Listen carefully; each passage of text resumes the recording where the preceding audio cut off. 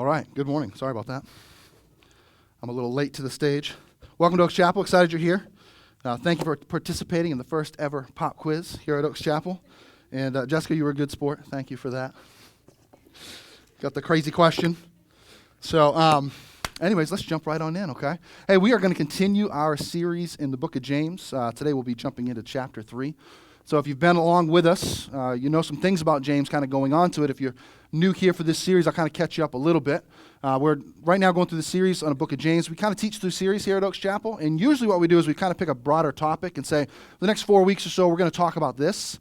And then we kind of go in the Bible and find things to support that kind of thought process. But in this series, what we're doing is we just pick the letter that James wrote in the New Testament, and we're going to let James be the point. Like, we're going to read through and go all the way through James from start to finish and hit almost every single verse, and we're going to kind of let him dictate where this series goes. And so that's kind of what we've been doing. And to kind of catch you up on where James is the brother of Jesus, half-brother of Jesus, I guess. And he wasn't a believer when Jesus was alive.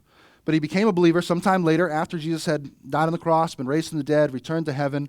And I think it's in Corinthians we kind of see that conversion that happens. And he becomes really the first pastor. He's the pastor of the church that's in Jerusalem. And there's thousands of followers in Jerusalem. But before Jesus left, he said, go into all of the world. And the Christians at the time, they were having a good time in Jerusalem. And they weren't leaving Jerusalem and taking the message into all of the world. And so God caused what we call kind of this great persecution that happened. And all of a sudden, Christians are being imprisoned. They're being beaten. They're being outcast by their families and rejected. Some are even being killed. And so as a result of that, all the Christians in Jerusalem flee. They head out. And they start moving into other cities. And as a result, the gospel begins to spread like crazy. Well, here we have James. He's the pastor of the church that's in Jerusalem, and he's just lost a huge portion of his congregation out into the world, and they have no real leadership out there. He's their pastor. And so he writes this letter to those that have been scattered, he addresses in the beginning of the book, to kind of give them really practical ways to live out their faith now that they're out there in the real world. Jerusalem was kind of this religious bubble that they lived in, where everything was run by the religious system. And so even though it's not a perfect city, and it was run by imperfect people, it was very easy to be a Jew or a Christian in Jerusalem until the persecution started because everything was based on the religion. The temple was there. It was a normal part of the culture. Synagogues everywhere, a normal part of the culture. And so it was very easy. Now, all of a sudden, they're having to live out this thing called faith out in the real world. And so James is very straightforward, kind of hard-hitting. And I think the more I read it, the more, I really used to say, it's hard-hitting. He gets right to the point, and he does all of that. But I think the more I read it, the more like, maybe as a pastor now, I'm starting to understand it a little bit differently. And I'm not seeing it as being so hard as it once was. I think it's just really practical. And he's straight to the point because he doesn't have time to mess around because this is kind of his last words to his congregation that have been spread out there. And so he puts as much into this book as he possibly can. And today, we find ourselves in chapter 3. If you have your notes, you can go ahead and take them out. And it's all about taming the tongue. And the tongue's a big issue for James. He actually talks about it 14 times in the 5 chapters of what he writes. That the tongue has a lot to do with how we live out our faith. And the tongue has so much to do with our faith. So he talks about it 14 different times, and this section here in chapter 3 that we're going to go over is actually the largest discourse in the entire Bible on the issue of our words, on the issue of the tongue, the words that we speak every single day. And so let's go ahead and jump in. We'll read through what James has to say, and then we'll just kind of bring all the points out of what he has to say and see what it is. All right, so James chapter 3, if you have your Bibles, you can follow along. If not, you can get out your electronic devices and follow along. It's in the notes that I handed you when you came in. It'll also be up on the screen. So plenty of ways to follow along. We're going to start in James chapter 3. We're going to go verses 1 all the way through 12. So James writing, he says, "Not many of you should become teachers, my fellow believers, because you know that we who teach will be judged more strictly." So right out the gate, he's kind of like putting out this whole thing here. You got to think they've been scattered, and there are little churches popping up everywhere, right? And in a society where the religious leaders were also the political leaders of the day, you can see that in a vacuum of leadership, how people would want to be jumping into those leadership type roles. And so what we probably have, what we can kind of gain from even just what he writes here is there's probably a whole lot of chiefs and not a whole lot of Indians in the church right now. Everybody wants to become the teacher. Everybody wants to be the leader of all these new little churches that are popping up. So he's just kind of putting a little warning out there. He's like, hey, not too many of you actually should want to do this. Because those of us who talk on behalf of God for a living, we're actually going to be judged much harsher than you are. Because our words will carry more weight and more influence. And so James kind of puts that little warning out there. For all of you who are willing to jump into leadership and take control right now, you might want to think twice about that. And then he goes on to say this, "For we all stumble in many ways," right? Well, none of us are perfect. We all make mistakes. He says, "Anyone who is never at fault in what he says is perfect and able to keep their whole body in check. And that's quite the powerful statement right there. In other words, if you never sin with your mouth, with what you say, then you're actually a perfect human being.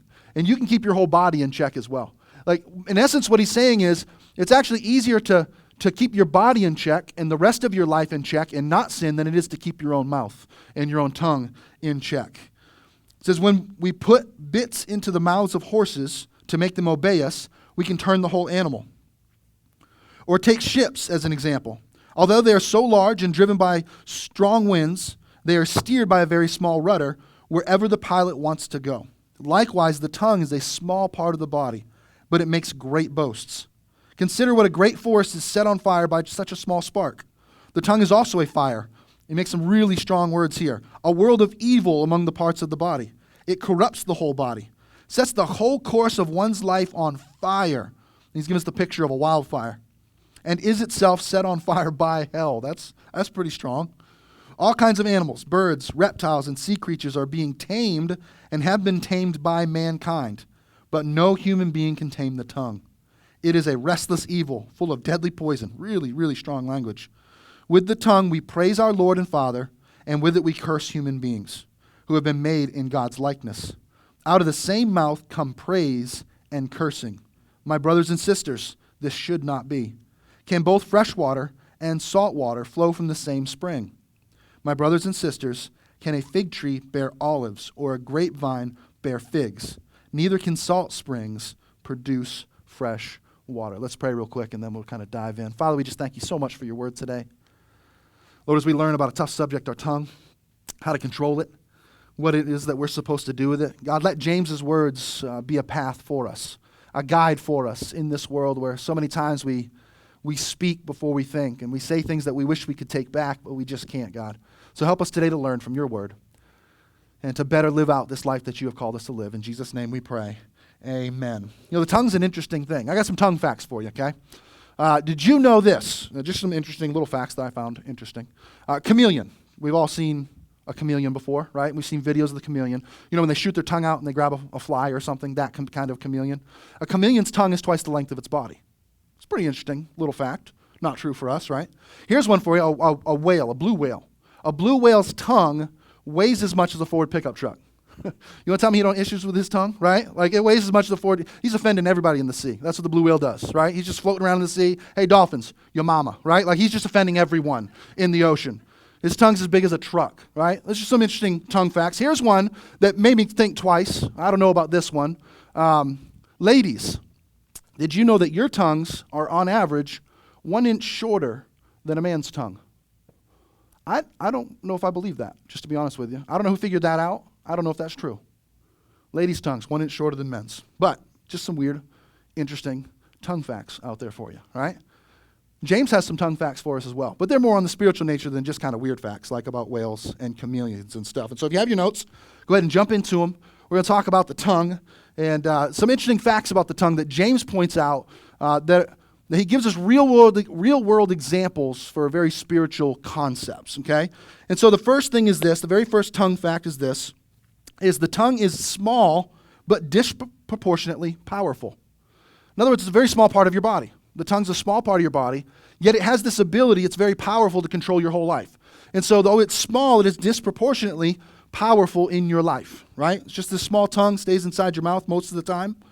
And but it has this great power over your life. I mean, there's a lot of other muscles in your body that are a lot larger that you would think would be even more important. But really, when it comes to issues of spirituality, your tongue is probably the most important muscle in your body, even though it is small. And so he gives us some examples of what that really looks like, what it works like in the real world. And so he says this, that the tongue is a bridle. It's a bit in the horse's mouth, right? So you think about a horse. If you've ridden horses, if you've been close to horses, I'm not a big horse race fan, but I'll catch the Kentucky Derby every once in a while. Like, maybe not every year. I didn't catch it this year, but in years past, if it's on and I'm home on Saturday, I'm watching the Kentucky Derby just because it's that big of a race. And what always amazes me is, besides being beautiful creatures that horses are, is their power. Like, when you see a horse running, galloping, like every muscle in its body is just flexing. You know what I'm talking about? Does anybody else see that beauty in a horse as well? The beauty that we find in a horse actually has mostly to do with its power. They're powerful, powerful animals. They're just strong. And we even get the term like horsepower from them, right? So we gauge like how strong a vehicle is, horsepower, right? Because we see horses as these powerful animals. Yet this little couple-inch piece of metal put into their mouth can control that animal. So a person sitting on that animal with a bridle and the bit can control that horse and make that horse, as powerful as it is, do whatever it wants or whatever he wants that horse to do. It says this, that the tongue is powerful, that there's power in our words. It has the ability to control things. One of the things it has the power to do is to set an atmosphere in a room. Have you ever noticed that before, how words have the power to just completely change the atmosphere in a room? Like for the good or for the bad. I mean, for the good. Have you ever noticed this when you give compliments or someone gives you a compliment? Like the atmosphere in the room just changes. Everything changes, right? You start saying things like, "You're beautiful. I love you, honey. I'm so proud of you. Great job. Like I have kids. Great job, buddy.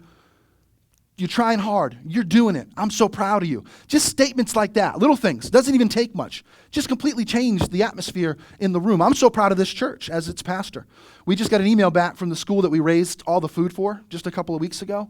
And the email was just like, "Thank you so much for what you just did. This time of year, going into summer, it's really, really hard for us to get the kind of donations that we need. And our food pantry is now full." Like that's something to be proud of. Like I'm proud of you. I'm proud to be your pastor. When we say words like that, just small words, it changes the atmosphere in the room, right? When I look at my wife and I say, "Babe, you are so beautiful today," changes the atmosphere in the room, right?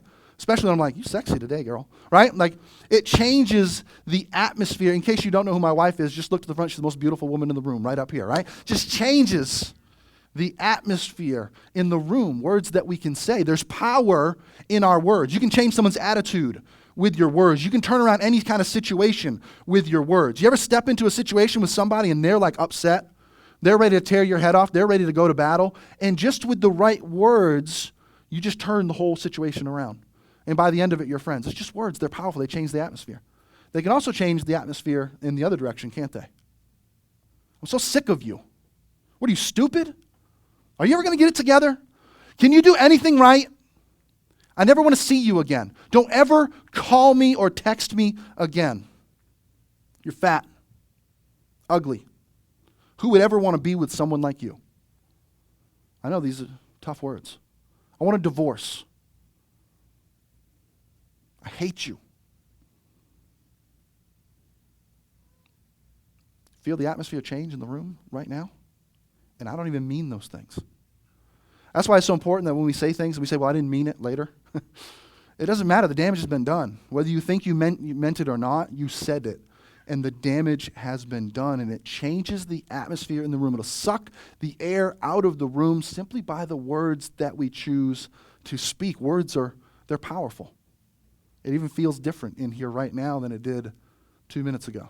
So here's what I want you to do. We're going to make the room feel better again, right? So look to your neighbor right now and tell him something really nice. Give him a compliment. Tell everybody, seriously, go ahead. Give him a compliment right now. It's got to be serious and genuine. All right? All right? Put some smiles on somebody's faces, right? Right? Now turn to your second choice and give them a compliment too. They need it right now.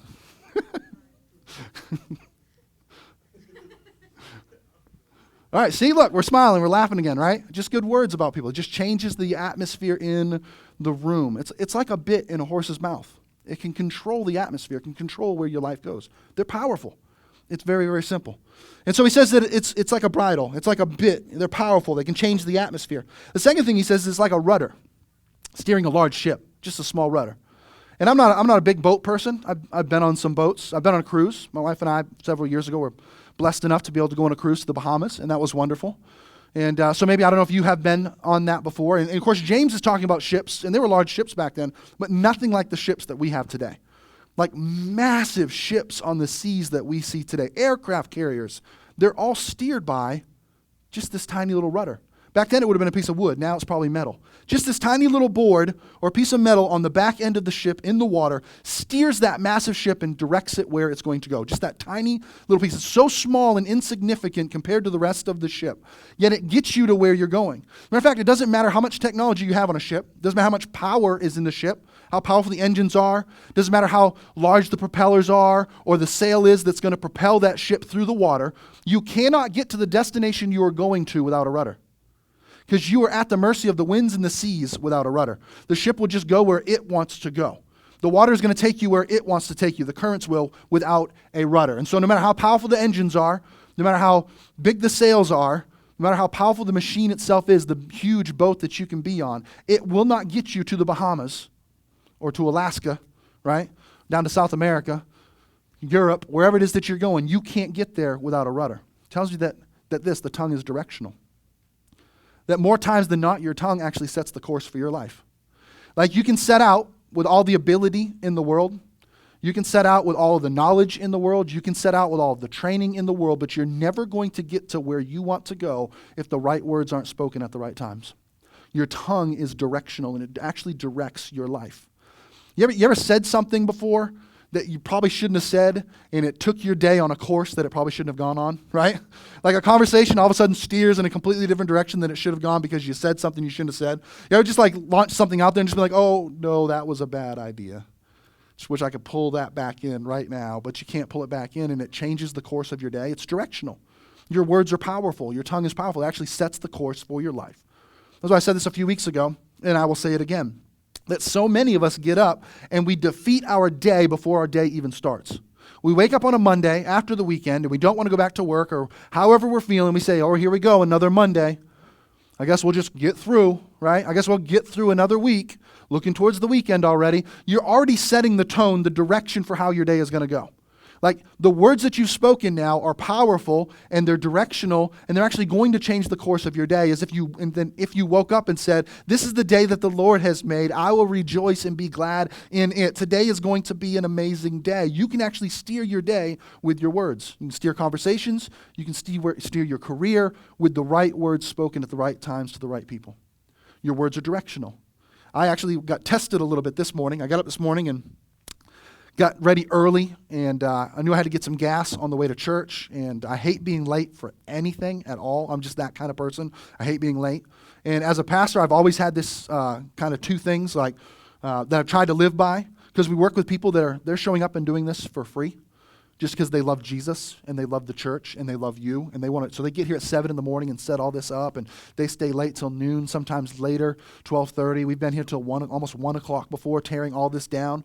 And so I've always kind of had two rules that I try to live by as a pastor, because generally I'm doing this vocationally, and I'm surrounded by people who are doing this on their spare time, just because they want to serve. And so number one is that I try not to ever let people who are volunteering get there before me. Now, every once in a while, someone's going to get there before me, and I'm not the first but I never want a group of people who are volunteering their time sitting there waiting on me to get the job done. Because they've gotten up and taken their time and gotten here, and now they're waiting on me to get here so things can get started. And so I've always tried to keep that rule as a pastor. The other thing is I try not to let anyone outwork me as a pastor. It doesn't mean that we're always doing the same job, or that what I'm doing is even as hard maybe as what someone else is doing, but I've always tried to work and not be seen as, yeah, that's the pastor, he doesn't do anything, right? Like I never want to do that while people who aren't getting paid are doing all the work. And so I hate to be late, especially to church. And so I got up this morning, I left early, knew I had to get gas, I pulled into the gas station, pulled up. I only got $10 in gas because I was trying to be fast. Like, just get enough in to get me to church and I can get gas again later. And for me, the reason why I had to do that, I don't know, everyone here's like me. I think there's like two kinds of people in the world. Those who go get gas when like they come below a half a tank or like maybe a quarter of a tank. Like how many of you that's you? You're that kind of person. There's a few of you. Like once it drops below half, you're like, I got to get gas. I got to get it now. We're going to all die if I don't get it now. And you've got to go get it, no matter what's going on. Some of you, though, if you're like me, the other half, I think, it's got a ways to go after it hits empty. You know what I'm saying? Like, you got time, right? That empty's more of a suggestion than it is really a rule. It's a challenge. Thank you, Will. We're on the same team here on this one. And so my light had been on for a while already. And I know how far I can go when my light comes on, right? Once it hits, there's like the line, and then there's below the line. There's the other imaginary line that you and I know. Yes, we're figuring it out, right? Like running on fumes. I want that thing empty before I put anything in it. And I'm also the type of person that I can never put more than a certain amount in. Like I've got this limit of I'm not spending more than this on gas. And so no matter whatever the price of gas is, I'm paying this much to put it in my truck. And so I have to get gas maybe more frequently than some people. But so I stop and I get $10 worth of gas. And I hop back into my truck and I turn the key and nothing happens. Nothing. Like not even a, you know what I'm saying? Like not even it doesn't even click. Like not even a click, click, click, click, click, click, neither. Like nothing. Silence. Not a light comes on, no buzzers come on, no dinging happens. I open the door, even the overhead light won't come on. My truck was running 2 minutes before this. And now, nothing.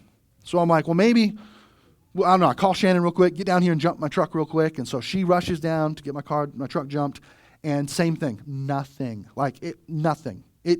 Even the lights won't come on with the jumper cables hooked to the batteries. I still can't even get the light on. Nothing's happening whatsoever. I have no idea what's going on. And so I had to go push my truck over into car space, parking space, out of the gas lane. Go in, tell them I have to leave my truck here because I got to go to church. Jesus will pay it, don't worry. And then I'll be back later to get my truck. And so they were cool with that. So then I'm late to get here. And I still can't even come straight here because Shannon, to come down and get me as quick as possible, left all three boys at the house, and she wasn't even done getting ready. And so her hair was kind of crazy and all that kind of good stuff. She doesn't want me to tell that story. She wakes up just radiant. You know what I'm saying? And so I don't even know why she had to get ready. But she claimed she had to do something. I don't know. So we go back to the house, and I didn't get here till after 8 o'clock. Everyone else gets here at 7. And normally that would absolutely wreck my day. And on top of that, a couple other things went wrong. And we got here, and something's dead in Theater 7 for sure. There's a body under something in there. And that's where our kids' church goes. And so we had to move kids' church. We moved them. They're not in there, I promise you.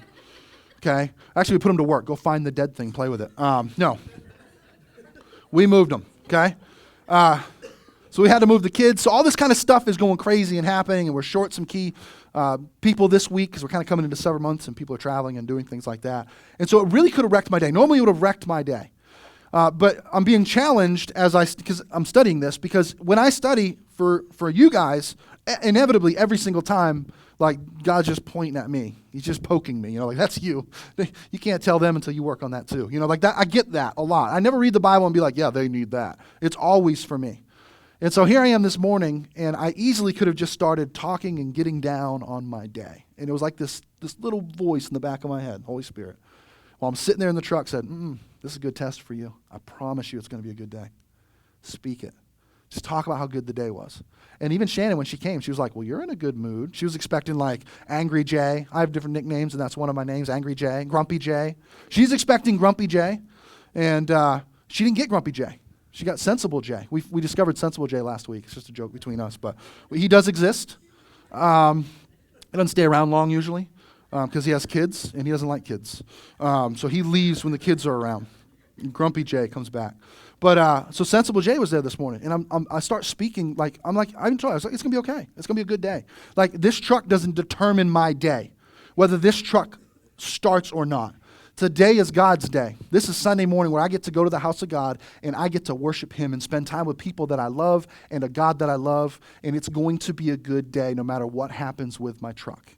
And to be honest with you, since I started speaking that, I haven't even gotten upset yet. This afternoon might change. I can't promise you anything. I'm human, and Grumpy Jay could return. But I just spoke positively this morning, and to be honest with you, it's changed my day. It's directional. Your tongue is directional. The words that you speak have power to direct your life. And so speak positive things. I guarantee this. You'll stay positive even in the midst of turmoil and chaos. And so it's like a bridle and a bit that controls this powerful horse. It's like a rudder, this small little board or piece of metal that controls this massive ship and gets it to its destination. The third thing he says is really interesting to me. He says the tongue is a spark. It's just this tiny little spark. Yet that tiny little spark can set an entire forest on fire. I don't know. I'm still pretty new to North Carolina. I've only been here, I guess, a little over a year. I haven't seen any forest fires yet. I don't know if they're common here. I think it rains too much for forest fires here. It rains all the time here. But in Florida, we have a dry season, and it's so hot, and the sun's there, and everything dries out. And so there's a forest fire season in Florida. In California, we see the news, right? Thousands and thousands of acres burn up because one person flicked a cigarette out their car. During those seasons, that tiny little spark causes all that damage and all that chaos that sometimes travels for miles. This tiny little spark sets this one little piece of grass or leaf on fire, and before you know it, and you look up, and 20,000 acres have burned. What he's saying is that your tongue is impactful. It impacts those around you, and it impacts your life around you. There's a massive impact that your tongue has. It's this tiny little thing. But before you know it, you look up and your words have impacted somebody way down the road, miles away, years away. You know exactly what I'm talking about because people have spoken into your life, positive and negative things when you were younger, and you still feel the consequences of what they had to say to you or about you today. Positive and negative. It's just this little spark, just a little comment, just a little dig, just a little negative thing, just a little gossip, just a little slander, just throwing some words out there, just being honest. Just those little things impact down the road, way down the road, especially now with technology, right? Like someone's got thumb tongues. You know what I'm talking about? Like this right here. You got to watch that too. Twitter, right? Your Twitter tongue, Facebook tongue, your Instagram tongue, right? Social media, the email. Like we're really good at just sending out that little dig, that little thing. We get keyboard courage, you know? We say something on the internet that we would never say in person, keyboard courage. Well, I think this, right? Everybody has to hear your opinion. And so you just throw that little thing out there. And next thing you know, you're fighting with someone on social media that you don't even know. And they live 800 miles away. Just a little spark. Sets your whole world on fire. It's powerful. It's directional. I remember in high school, I was a terrible student. I could do the work. I tested really well. And so I was the smart butt kid who I was at school because my friends were there and because I had to be. Not because I was trying to learn. I already knew everything, right? And so what did the teachers have to teach me? And so I never did homework, ever. Like, I would go entire years of school without doing one homework assignment. But I would ace every test. And so I took good notes in class, I paid attention in class, and I'm good at hearing and retaining what I hear or retaining what I read. I'm good at that. And so I always thought like there's no point to homework because homework's for the kids who they need extra help. So they go home and they do it, and then they're ready to come and take the test later. If I don't do homework, I can still get an A on the test. And so that was me. So I was a terrible student, and I failed all the time because for me growing up, all of my classes, like half of my grade was usually homework. And so I would end the year with like a 50-something, and I would not have done homework. You know, like maybe one or two assignments the whole year. So I failed a lot of classes in high school. So I understand kind of where my teacher was coming from, but at the same time, like it wasn't me. And so I was in accounting class, and I was actually really good at it. Math was something I was good at when I was younger. I'm old, and my brain is fried now, and so I did lots of things I shouldn't have done. And so I'm not as good at math now as I used to be. But math was something good for me. I was sitting in accounting class, and I don't know, it was my sophomore, maybe my junior year, and I'm doing accounting, and it's easy. It came easy for me. I'm just flying through accounting. And a few weeks in, the teacher says, next year we're going to do an advanced accounting class, like accounting 2. We've never done it before. And so I'm just putting that out there for any students who want to do that. And so we were kind of at the end of class, and kids are just kind of hanging around. And so I said, you know, Mrs. So-and-so, I'd love to get into the advanced accounting class next year. And she said, oh, Jason, that's only for A students. You're going to have to get an A in this class to do that. And we both know you'll never get an A. In front of all the other students. And she was right. You see, if she would have said, absolutely, listen, A students get this. I know you can get an A. I'd have got an A in that class, like that. But she was right, because she spoke it into my life, and I let her. And so I went on to fail that class, and the next class, and the next class. I gave up, and I quit, and I didn't do it. And I even remember after school going to college, and I waited 4 years between high school and college. I had some growing up to do, some maturing to do. And so I went to college. I was like 23 years old. And I remember taking accounting, I don't know, because I had a business minor, so it was probably sophomore year or something, and going into accounting class. And I remember being nervous to go into accounting class all those years later because of one statement made by a teacher. That, this is just for A students, and we all know you're not an A student. You'll never get an A in this class. Now, she was speaking off experience. I hadn't done anything to obviously convince her otherwise. But I truly believe that if she would have said, absolutely, all you have to do is get an A in this class and you can do it, then I guarantee you I would have aced that class. I know because the same year, Mrs. Scott, who taught history, I went into that class and I was in like all the normal level classes because I never did my homework. And I was in there, and 2 weeks into the class, she pulled me aside and said, Jason, you're not supposed to be in this class. Every teacher here knows that you can do the work, you just choose not to. I'm not accepting that out of you. You're going to do the work. And as a matter of fact, I'm going to bump you into our college prep class. You're going to go into honors classes. And that's the class you're going to be with me for for history. And I'm like, no way. Like, I can't do that. And she's like, you're going to. And she went right, she didn't ask me. She went right down to the school counselor, and she got my class switched and moved me into the college prep class. And I would have had honor roll in that class every single semester because somebody spoke into my life, just a little spark, that down the road, years later, has affected me deeply.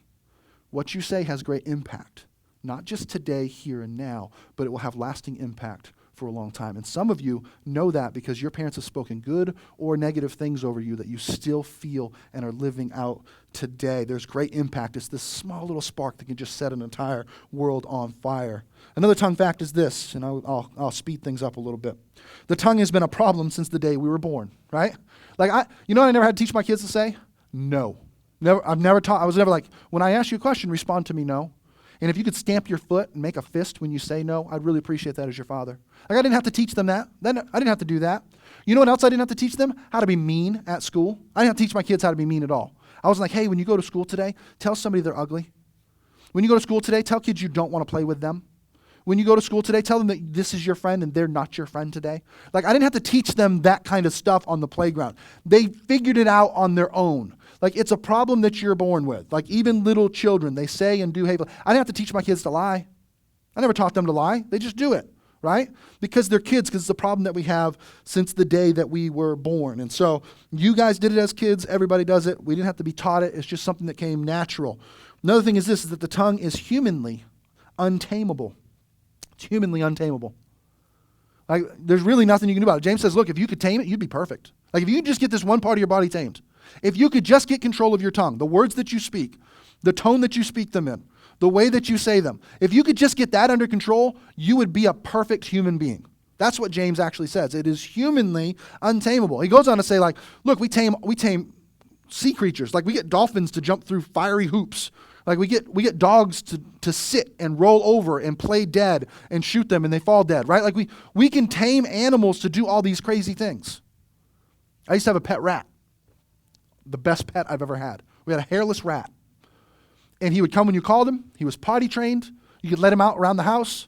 And Emmy was her name. I'd say, Emmy. And she'd run and jump on my shoulder. And I'd sit down on the couch and she'd start crawling on the back of the couch. And if I went to get up, she'd run and jump back onto my shoulder. Like the cutest, coolest little pet ever, believe it or not.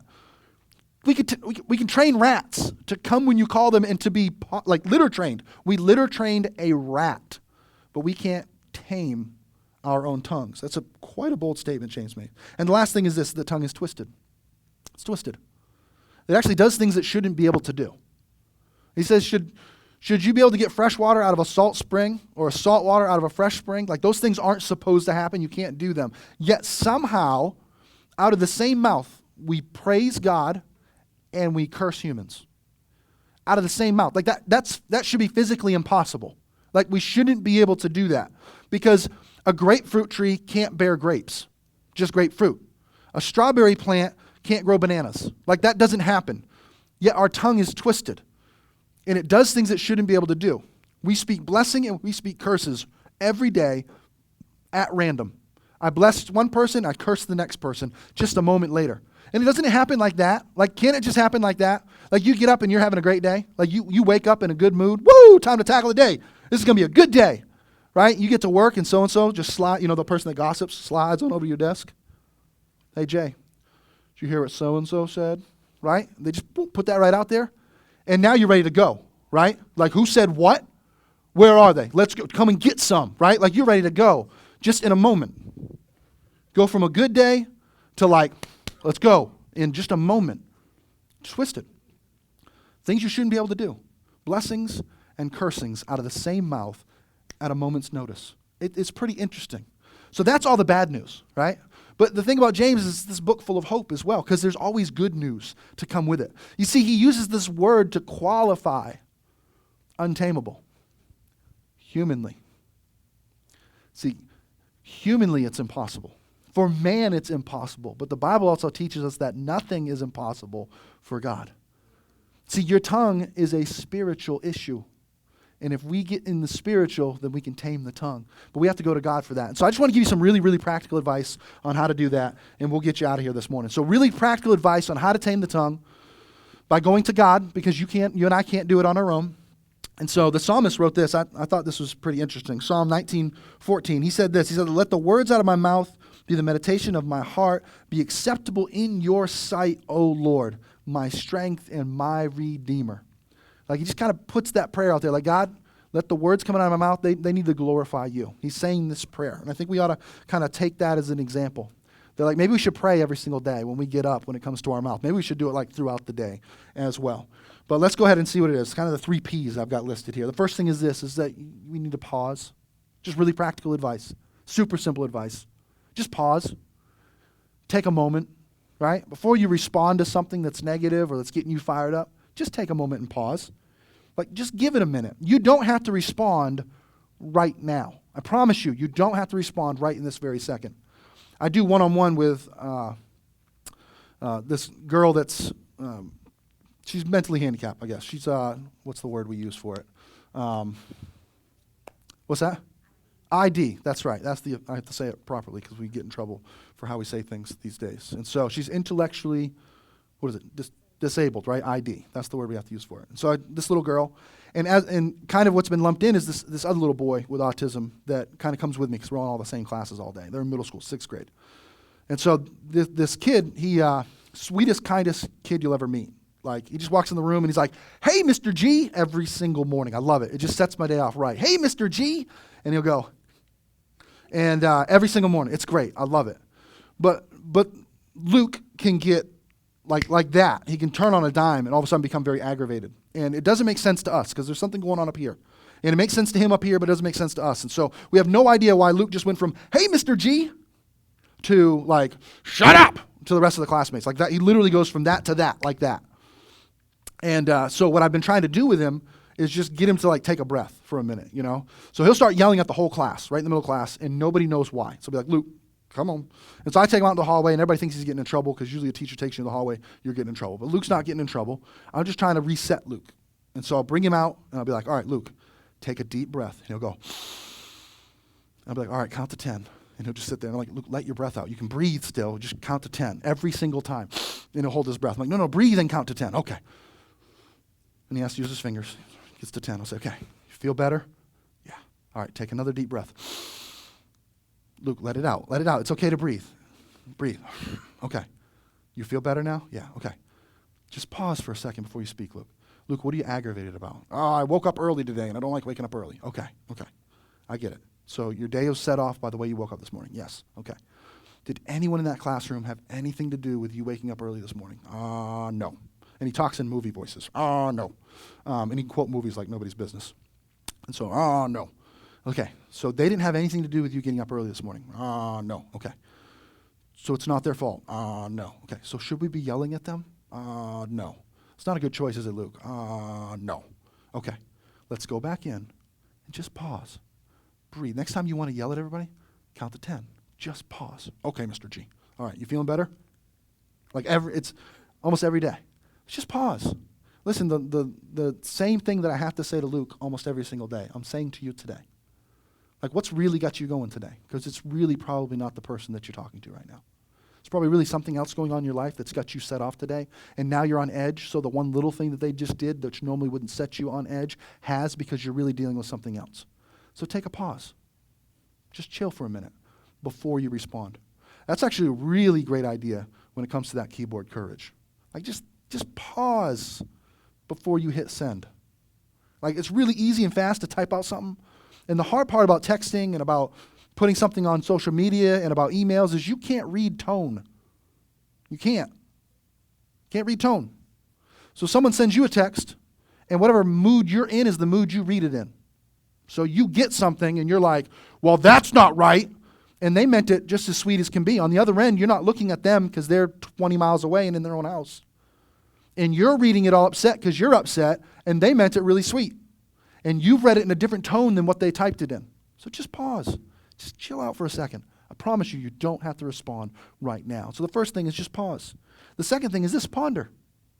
Just think about it for a minute. Like, put some thought to it before you hit send. Put some thought to the words that you're going to use before you speak. And so I kind of use the word think.